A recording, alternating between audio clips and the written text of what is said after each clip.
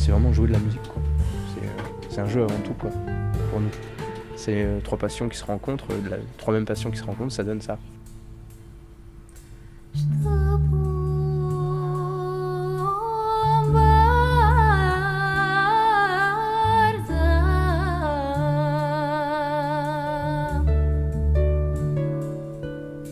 C'est une chanson traditionnelle, c'était une chanson traditionnelle qu'on a largement visitée. C'était chanté au départ pour moi, j'ai ma propre histoire, c'est la chanson préférée de mon grand-père. Alors du coup, moi je me rappelle d'un mes souvenirs d'enfant, c'est lui qui me l'a chanté tout doucement. Ça. C'est une chanson qui est d'origine, voilà, de la Bulgarie. Il y a toute une partie d'histoire qui a influencé la musique savante et non savante. Vous avez l'Empire ottoman qui a envahi la Bulgarie pendant 5 siècles.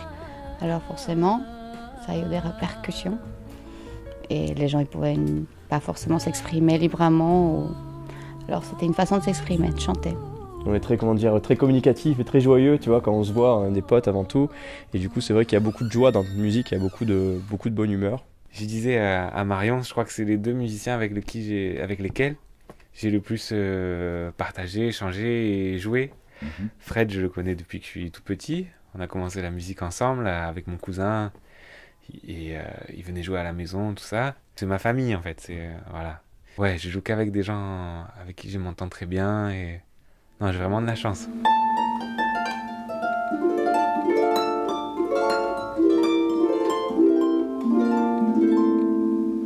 Ça fait combien de temps, toi, que tu joues de la harpe ?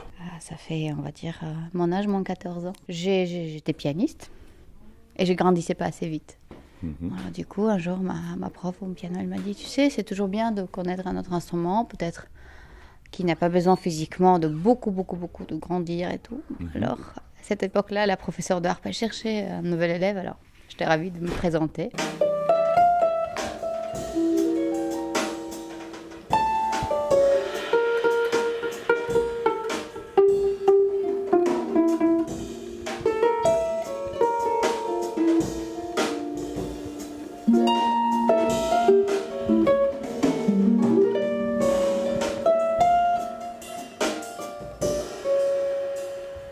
J'ai toujours voulu jouer du Bach, mais différemment. Et chaque fois, je me suis fait taper sur les doigts. Parce que mes profs, ils voulaient que je joue du Bach tel. Alors que il y a tout le monde qui sait que, voilà, à l'époque, c'était très important d'improviser. Voilà. Alors du coup, je me suis dit, alors comment on peut faire du Bach, mais sous une autre forme? Petit à petit, je me suis mis à écouter d'autres styles de musique. Je me suis dit, mais voilà, c'est ça ce que je voudrais faire. Comment faire?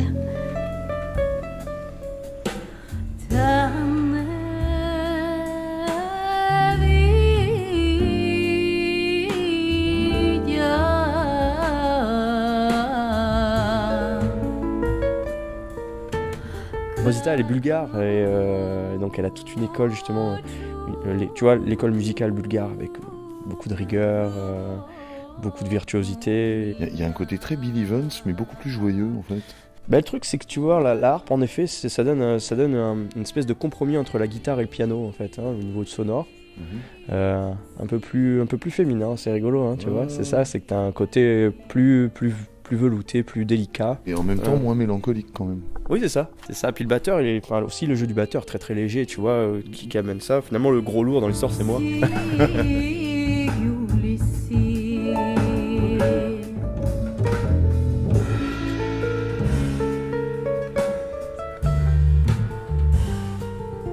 Là, c'est une contrebasse tchèque de 1934. 1934 ? Ouais. Comment elle est arrivée à toi ? Par hasard, en fait, le mec il m'a vendu ça, il savait pas trop ce qu'il me vendait. Et en faisant des recherches sur le nom du luthier, en fait, il a fait que des contrebasses qu'en 34. Et genre, il est mort 3 ans après. Le pauvre.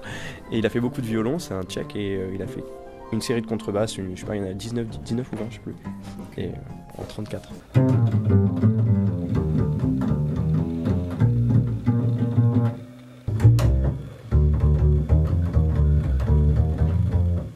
Première chose que j'ai joué quand j'étais jeune, c'était du Jimi Hendrix. Avec les potes au lycée, tout ça, on a vite fait des pubs dans le Vieux-Nice, des trucs comme ça. Et puis Puis on s'est tous mis dans la tête, surtout le père à Cédric en fait. Le père à Cédric, c'est aussi la famille, un de mes meilleurs potes. Il nous a toujours un peu, surveillé, il était toujours sur son égide musicalement, et puis il nous dit les gars, si vous voulez avancer, si vous voulez faire quelque chose, il faut aller au conservatoire. C'est là-bas que vous allez apprendre le langage, c'est là-bas que vous allez apprendre véritablement à passer un cap. Apprendre le langage bebop, apprendre le langage des années 40, c'est le langage qui va te servir à l'improvisation, à tout faire, quoi. Et donc c'est vrai qu'on est passé par le swing, le bebop avant de commencer. Voilà. On était obligé de passer par là.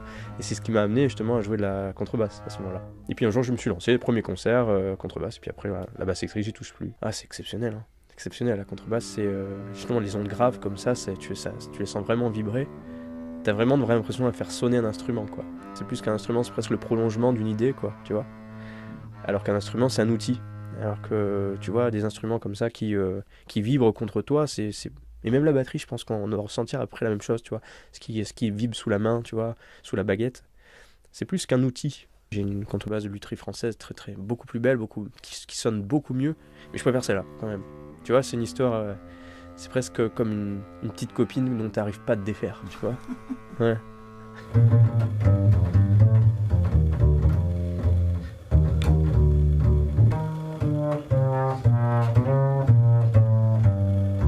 Jazzman parisien très connu, qui descendent enregistrer ici.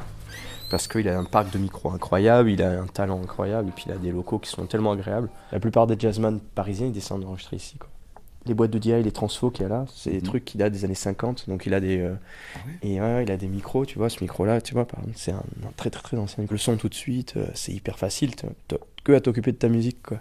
Words like violence, break the silence, keep rushing into my little world, painful to me, this right through me, can't you understand who my little boy, all I wanted, all I ever needed is here in my arms. Do me pity, saber de nuvem, desama o mundo da brilha.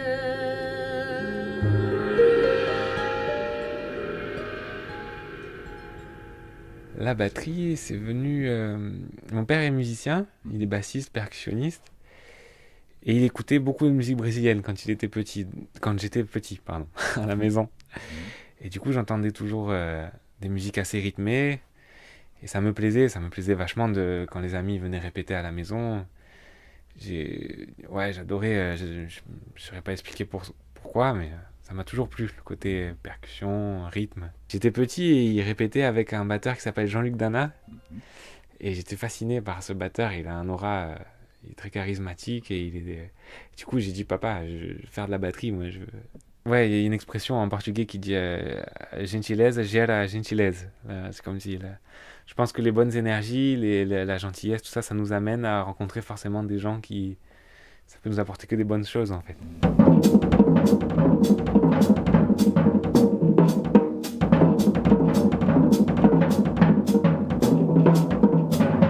Cédric, lui, c'est un batteur qui est spécialisé aussi dans la musique brésilienne. Tout ce qui est musique traditionnelle brésilienne, il a un groupe de musique brésilienne. Et il a une caisse claire. Alors, il va t'expliquer ça, mais il a une caisse claire qui a été façonnée par un luthier au Brésil, qui lui a donné ça, qui est tout en cerclage en bois, qui sonne la folie.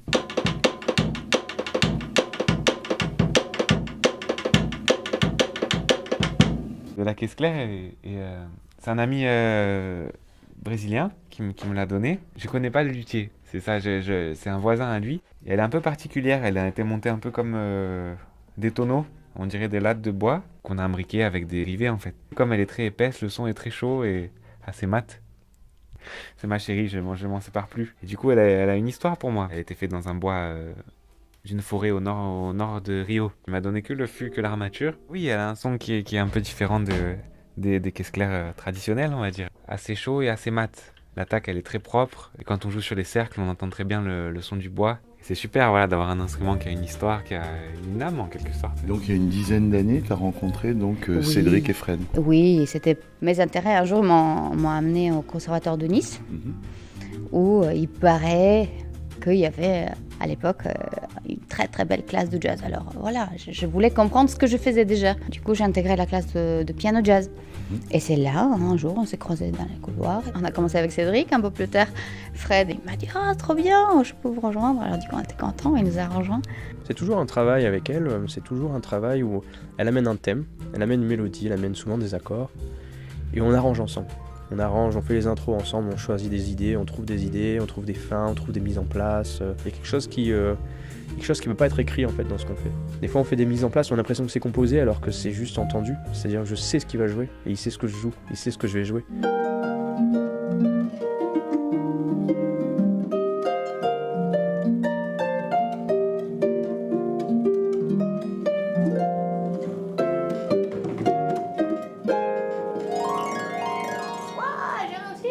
Et qui compose les morceaux? C'est vous trois?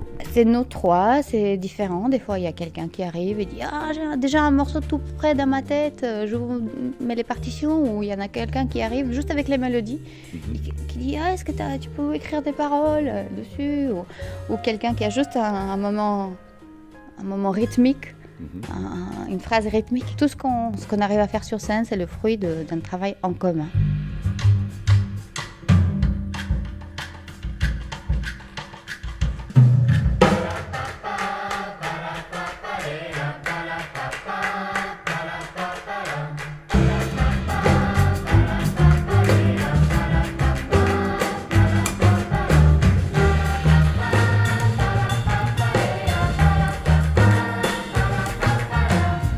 C'est une vraie harpe à pédale, ce qu'on appelle harpe à pédale. Maintenant, c'est un instrument assez extraordinaire pour moi. Pour chaque corde, ils ont mis un micro à l'intérieur. Ah oui. Et oui. Et du coup, il y a tellement de possibilités à faire. Ça, c'est vraiment l'instrument qui me permet de réaliser mes idées jazz, musique actuelle. C'est quoi comme bois qui est utilisé? Ah, il y en a plusieurs. Il y en a plusieurs bois et ça prend un certain temps à réaliser une harpe. Les cordes sont faites en boyau. Des fois, les plus courtes sont en plastique et en métal.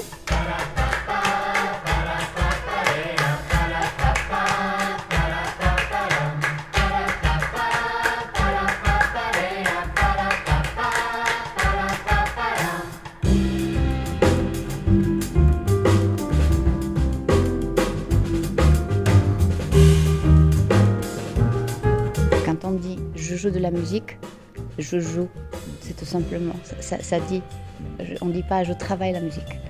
Quand on est petit, on sait tout jouer, alors c'est là, il faut garder le petit enfant dans notre esprit, il faut qu'il soit toujours bien réveillé.